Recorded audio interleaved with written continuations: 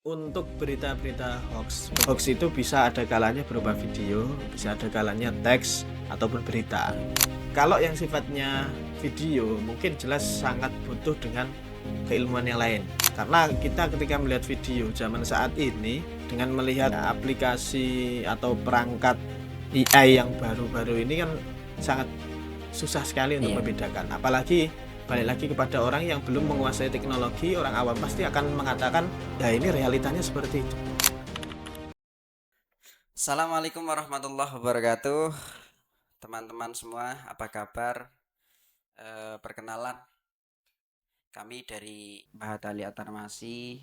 Nama saya Gus Rotin, Mahasantri Mahatali Atarmasi semester 5 saat ini. Dan kami akan melakukan podcast, membicarakan podcast perdana kita di esok hari ini bersama narasumber salah satu muhadir dari Mahatali Atarmasi, yaitu Mas Hasna, yang mana di podcast kali ini kita merujuk pada tema era teknologi berbaur banyak kebohongan tanpa melihat fakta. Nah, karena kami itu jurusannya di Mahatali ini khususnya itu usul fikih, maka alangkah baiknya kita mudah-mudahan bisa mencari faktanya bersama narasumber kita, Gus Hasna. Alhamdulillah bisa hadir di podcast esok hari ini. Untuk itu kita langsung saja berbincang-bincang kepada Gus Hasna. Selamat datang Mas Hasna Ya, selamat datang di juga. podcast pagi hari ini. Bagaimana kabarnya? Ya, Apakah alhamdulillah. selalu mudah-mudahan diberi kesehatan dan keberkahan, umur yang panjang, ilmu yang manfaat bagi kita semua, khususnya Mahasantri Mahatali Atarmasi. Sebelum jauh ke tema yang kita bicarakan tadi, saya akan menanyakan sedikit pembukaan kepada panjenengan tentang berita-berita yang marak di era media sosial hari ini. Itu kan banyak berita-berita yang hoax tapi dibungkus dengan seperti kenyataan karena AI atau deepfake, teknologi yang semakin canggih di dunia hari ini. Yang mau saya tanyakan, karena berita itu ada hubungannya dengan kata, itu di usul fikih itu ada istilahnya itu tentang makna hakiki dan makna majasi ya Mas ya.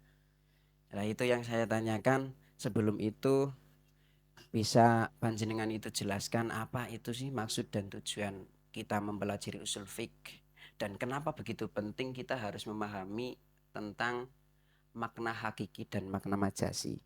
Karena itu pastinya sangat berhubungan sekali dengan berita-berita di era sekarang. Baik, terima kasih dengan pembawa acara Mas Gus Rotin dan juga teman-teman semuanya. Sebelum menjawab beberapa hal tadi, perkembangan teknologi di saat ini itu memang sangat tidak bisa dibendung oleh siapapun karena mudahnya akses, mudahnya penyebaran informasi tadi. Jadi di masyarakat baik dari tingkat paling bawah sampai tingkat paling elit itu mendapatkan informasi yang setara. Nah, tingkat masyarakat dari yang bawah hingga yang paling atas itu tadi pasti mempunyai perbedaan dalam kapasitas SDM mereka, Betul. yaitu dalam hal sumber daya manusianya tentunya.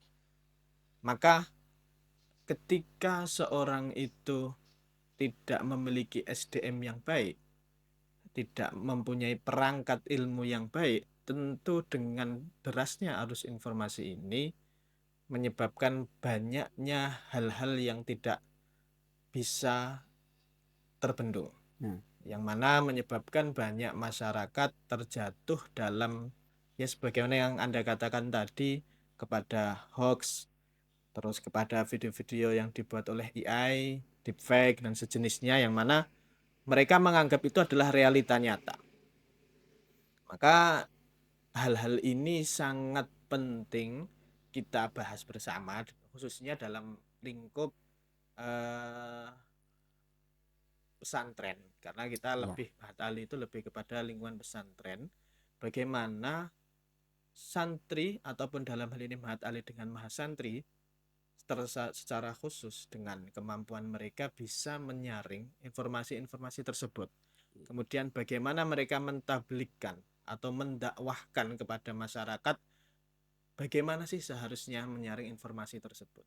Jadi itu hal yang paling penting dan paling utama yang tentu kita harus bahas bersama. Dan ini mungkin menjadi menarik menjadi bahasan podcast kita pada siang hari ini.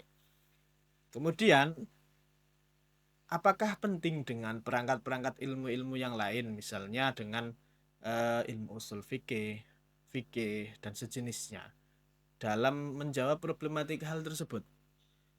Maka bisa saya katakan semua perangkat keilmuan itu pasti sangat mendukung. Sebetulnya tidak hanya fikih, tidak hanya usul fikih, perangkat-perangkat yang lain itu sangat mendukung untuk menjawab problematika ini. Kita tahu ya dalam usul fikih secara pembahasan tentang gini, usul fikih itu tidak terbatas hanya usul fikih sendiri. Usul fikih itu terbangun dari beberapa keilmuan-keilmuan yang lain. Jadi kalau Anda menanyakan tentang apakah penting tentang membahas usul fikih dengan hakikat, dengan majas dan sejenisnya, sebetulnya itu tergantung penting tidaknya ranah yang akan dibahas apa.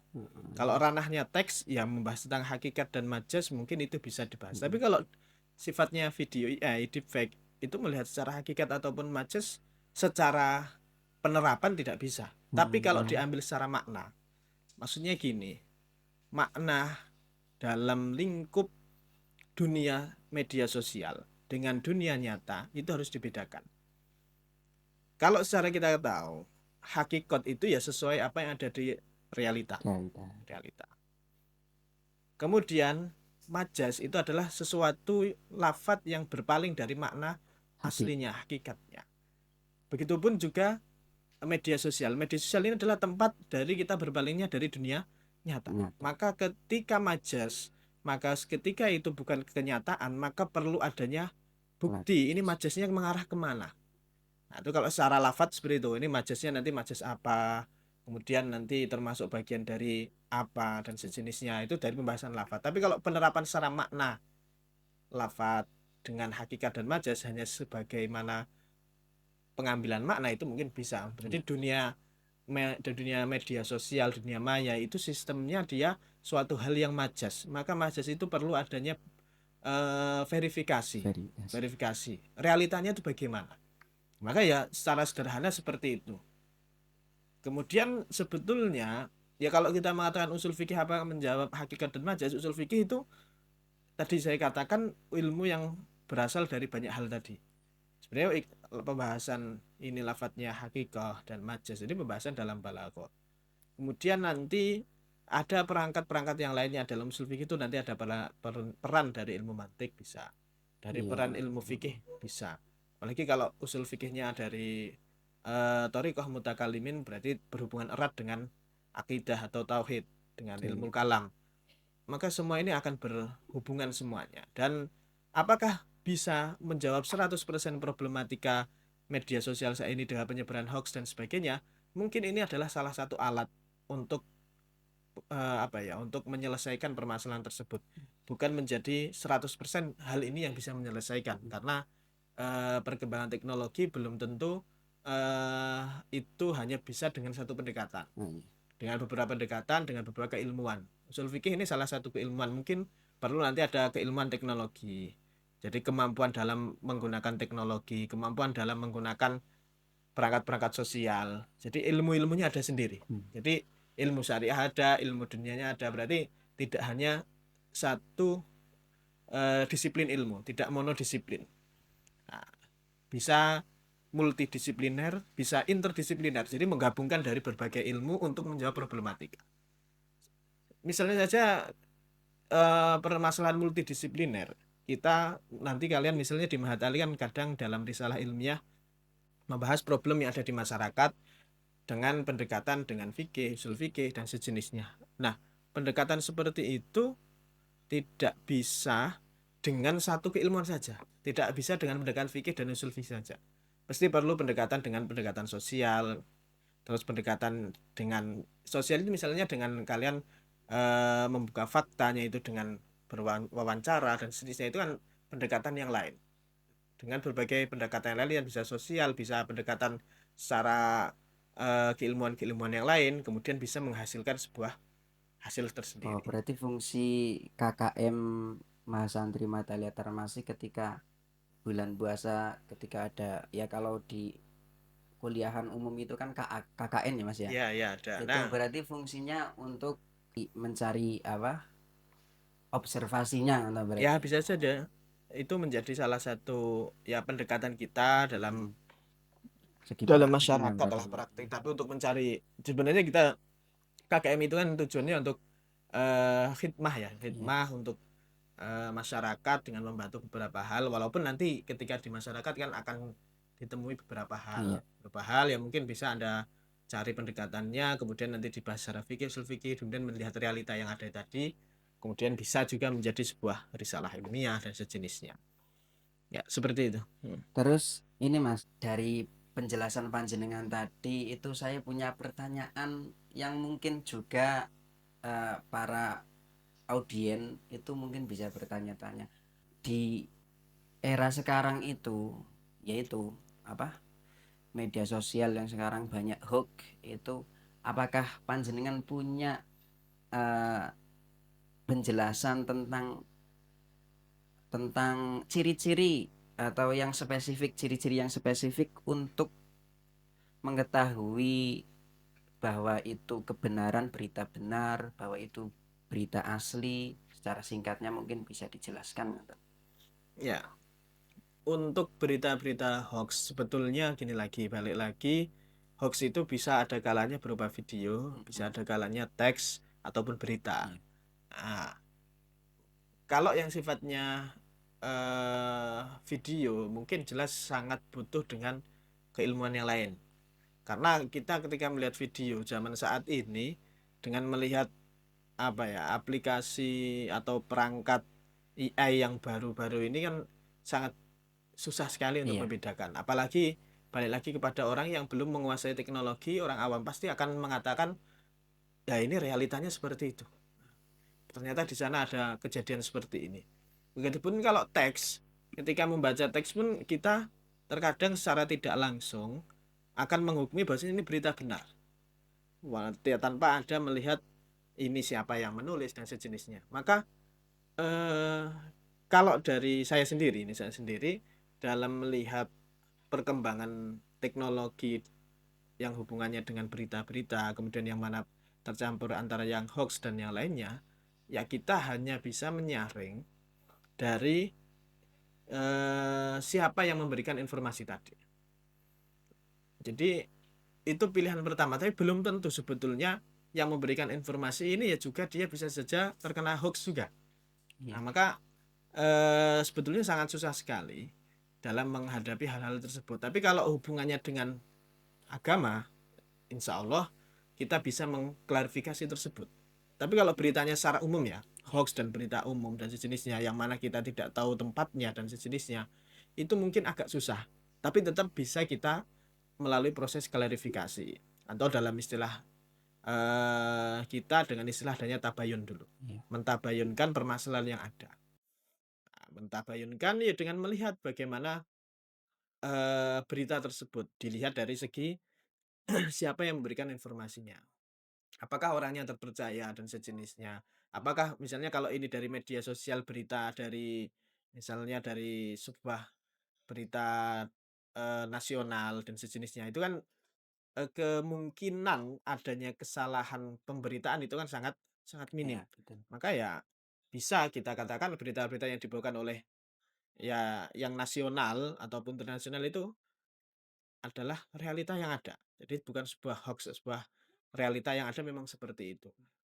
Kemudian dilihat dari narasinya. Mungkin narasinya ya tapi ini hanya sebagai pendekatan saja. Iya, Kalau narasinya ini narasi provokatif dan sejenisnya, kemudian mengajak kepada suatu yang di luar nalar dan sejenisnya, kan kita akan bisa melihat, oh ini sepertinya suatu berita yang terlalu diada-ada. oh iya, Tapi kalau secara langsung apakah kita bisa menjawab? Tentu sangat susah. Tapi saya tekankan tadi kalau beritanya tentang agama, itu sangat mudah karena kita kalau mereka menyampaikan, "Oh ini berdasarkan dalam kitab ini dan seterusnya," kita kan tinggal bisa iya buka iya, kitabnya. mhm, Tapi kan misal ditanyai, ada berita tentang bahwasanya hukum ini dengan dasar dari kitab-kitab ini. Ternyata dibuka di kitabnya nggak ada. heeh, Nah itu kan bisa ada cross check-nya. Tapi kalau sifatnya berita-berita yang secara umum itu kan susah, bagaimana cara cross check-nya, iya, kan susah. Tapi kalau berita-beritanya sebuah tentang syariat, hukum-hukum, kemudian video misal potongan seorang, mubalik menyampaikan ini dengan dasarkan hadis ini, dibuka hadisnya ternyata nggak ada. mhm, Kan kita bisa meng-cross check itu. Maka kalau langkah-langkahnya tentu kalau yang langsung saja kalau secara umum tadi ya kita melihat apakah ini berita nasional, iya, kemudian atau internasional, kredibel lah intinya yang mhm, kredibel ya kita terima. Karena ya kemampuan kita sampai situ, tidak bisa iya iya iya, melacak lebih jauh lagi. Tapi kalau hubungannya agama, nah peran kita di sini bisa masuk mencari, lihat apakah ini sesuai dengan yang ada di dalilnya, apakah dia penggunaan dalilnya benar, apakah orang yang menyampaikan ini secara keilmuannya bagaimana. Misalnya kan gini, tren saat ini, itu orang yang menyampaikan agama, itu langsung aja ya, iya, langsung heeh, menyampaikan agama itu bisa saja mereka membawa sebuah, apa ya, dalil, tapi dalil itu tidak tepat. iya. Ya, kita katakan sebagai hoax ya bukan, itu memang kesalahan mereka Bahkan dalam kadang memahami. itu tidak dijelaskan, marjeknya ngoten Mas, Nah, itu juga. Maka ya terkadang yang sifatnya seperti itu kan kita bisa meng-cross check mhm, dulu. Jadi ini sebenarnya efek berantai. Jadi kalau dalam kita lah, dalam dunia dakwah lah gitu aja, dalam dunia dakwah, eee, kita memverifikasi mana orang yang bisa dikatakan kredibel atau iya tidak, kita sekarang susah.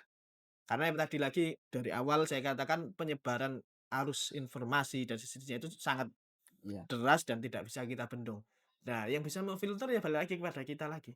Dilihat orangnya bagaimana, cross check keilmuannya bagaimana, dia belajarnya di mana, kemudian apakah dia memang mumpuni atau tidak, kan kita bisa melihat dari, track record-nya. mhm, Tapi kalau orang awam balik lagi, mereka melihat, "Oh ini follower-nya banyak, iya.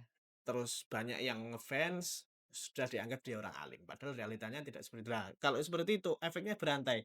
Dia mengatakan apapun seakan-akan dipercaya. Yang repot sekarang Nah, wonten Mas, jadi ya kalau mengundang saya katakan lagi balik kepada diri kita iya, lagi. Kalau membahas itu semua, perangkat-perangkat itu ada. Usul fikih, ilmu-ilmu lain, perangkat itu siap. Tapi siap nggak kita menggunakan perangkat itu? iya, Nah, balik lagi, berarti yang perlu kita lakukan adalah mempersiapkan diri untuk bisa menggunakan mmm, perangkat itu. Ini kalau kembali kepada orang awam ya, secara iya, umum, kepada kita secara umum. Tapi kalau kepada ya kita sebagai mahasantri misalnya, ya sudah harus menggunakan alat-alat itu.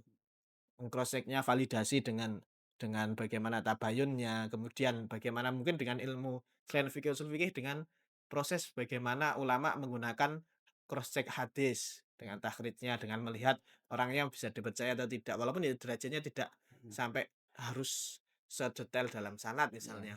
Ya tapi itu kan hal-hal yang penting mhm. sebagai bahan. Ini orangnya bagaimana, bagaimana sanadnya, apakah secara pembelajarannya benar dan sejenisnya itu saling berhubungan. Kalau misalkan gini Mas, usul fikih kan mempelajari tentang dasar juga. Nah, di era sekarang juga tentang dunia pesantren itu juga banyak sekali permasalahan yang mana itu hoax tanpa ada klarifikasi itu pesantren dibilang gini, dibilang gini. Itu mungkin bisa dijelaskan bagaimana agar khususnya wali santri lah. Wali santri itu biar paham sih secara umum dunia pesantren itu seperti apa. Ya, balik lagi, ini kalau hubungannya dengan, eee, maraknya berita-berita hoaks dan Mhm, sejenisnya atau berita yang tidak sesuai realita, ya memang di masyarakat secara umum akan kita kesusahan untuk mhm, nah, cara membendungnya ya kita menjawab dengan berita-berita yang itu realita yang ada, Iya.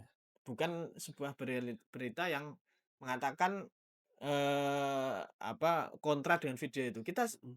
misalnya ada video tentang hoax ini, ya sudah, kita akan membendung itu tidak akan bisa. Kita melarang itu juga tidak akan bisa Tidak kalau sudah bisa. tersebar kemana mana. Apalagi kita mau menghapus ini di media lagi, lain akan muncul lagi. Yang bisa kita lakukan, ya hanya memberikan balik lagi, kita hanya menyampaikan yang betul itu seperti ini. Ya dengan membuat video, dengan membuat video-video yang sifatnya keilmuan, menceritakan pesantren itu seperti apa dan sejenisnya yang mana di situ menjelaskan kepositifan tentang hal itu, maka mindset masyarakat pun bisa akan berbeda. Karena penjejalan informasi, mereka dapat informasi setiap harinya itu bisa mungkin kalau berita hoax-nya satu, realita yang jenengan sampaikan berita kenyataannya itu ada 10, mereka Iya. akan berpaling bahwasanya 10 itu yang Mhm. benar. Satu itu akan Iya. terhilangkan. Jadi ya banyaknya peran santri, mahasantri atau ya mahasantri apalagi yang Iya. sudah pegang HP dan sejenisnya Atau alumni ya, sering-sering Mas. atau ya yang sudah tidak di pesantren yang sudah pegang HP dan sejenisnya untuk menyuarakan hal Iya. tersebut. Bagaimana pesantren itu sebetulnya sebagai ini dan apa sih bagaimana sih langkah-langkah menghadapi hoax dan jadi membuat video-video edukatif tentang bagaimana menghadapi berita-berita yang tidak benar dan sejenisnya. Jadi hal-hal seperti itu sangat baik. Tapi kalau mohon maaf misalnya ada permasalahan seperti apa kemudian mengarahnya tidak membuat video yang banyak, tidak mengkontra video tadi, tapi malah misal dalam hal ini tanda kutip membuat demo. Iya. Nah, seperti itu malah akan menjadikan tambah runyam. Mhm. Karena dari demo itu nanti akan muncul berita lagi. Iya. Dan beritanya tidak sesuai data lagi. Mhm. Akan menjadi bercabang-cabang, akan banyak madorotnya. Bukannya Nah, menyelesaikan malah ya nambah masalah. malah tambah masalah. Jadi paling baik itu ya dengan kontra video. Kontra video kalau hubungannya video, kalau teks ya kontra dengan Teks. teksnya, dengan menjelaskan klarifikasi-klarifikasi yang banyak untuk menjawab-jawab hal itu. Kalau kita hanya diam dalam permasalahan-permasalahan seperti itu ya akan tidak terkontrol di masyarakat Iya. itu. Seperti Berarti itu. yang penting itu ya kita itu juga menjadi PR kita sebagai mahasantri dan mungkin para santri-santri yang mungkin sudah alumni yang sudah bisa memegang teknologi seperti handphone misalkan ya Mas ya. Ya, sangat Untuk penting. selalu mengedukasi kepada masyarakat biar tidak ada dogma-dogma agama yang mungkin bikin orang salah paham dan bukannya menambah masalah. Ironisnya kan seperti itu Mas.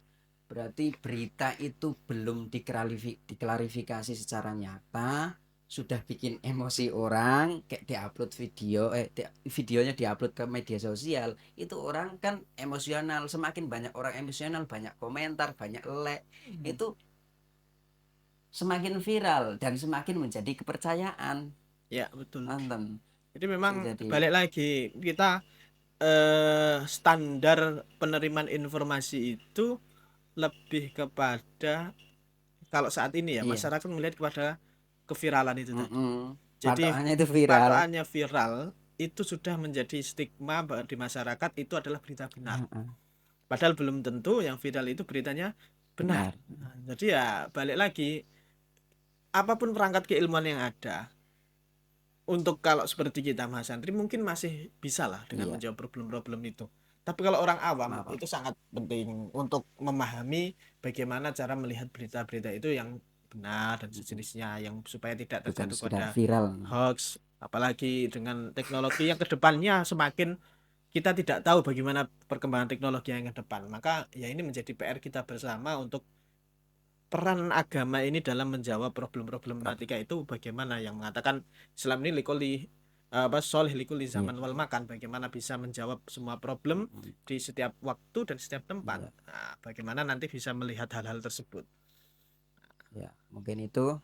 Jadi pada intinya ini kepada teman-teman semua yang mungkin basicnya santri atau santri alumni itu hal-hal seperti itu menjadi PR kita yang mana sudah mengetahui walaupun mungkin belum sepenuhnya mengetahui tapi setidaknya kita bisa memberi edukasi kepada masyarakat tentang hal-hal yang sederhana saja misalkan contoh fikih-fikih yang mungkin babakan fikih tentang fikih yang sederhana itu bisa diedukasikan ke masyarakat khususnya itu ya di media sosial itu alangkah lebih baiknya dibandingkan dengan hal-hal berita ya hoax-hoax itu.